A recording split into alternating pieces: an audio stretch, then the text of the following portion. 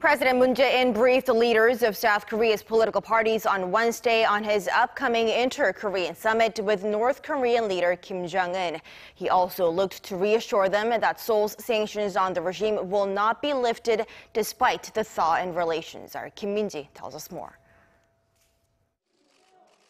The ultimate goal of the South Korean government is North Korea's denuclearization.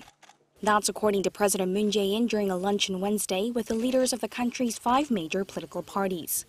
He said that his government won't settle for anything less.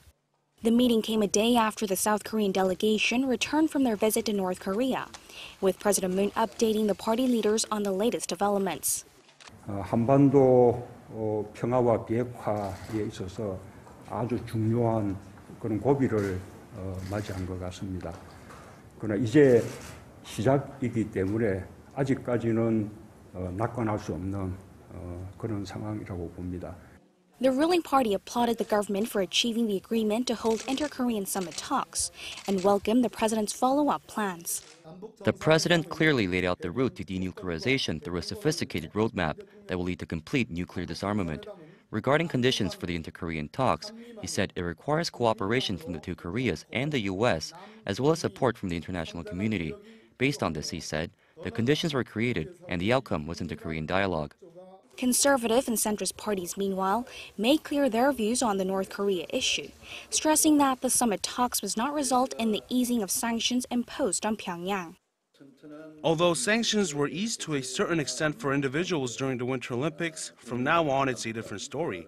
The president said sanctions can be eased in coordination with the international community, but at this moment he has no intention to do that and sees it as impossible. He also said that there will be no favors done just because the two sides have started talks.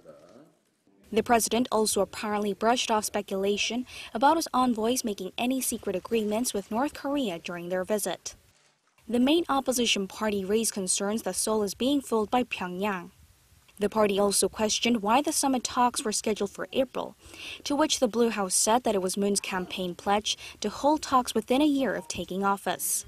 I get the feeling that the government is going along with the demands of North Korea, not just when it comes to the summit talks, but all other inter-Korean events as well.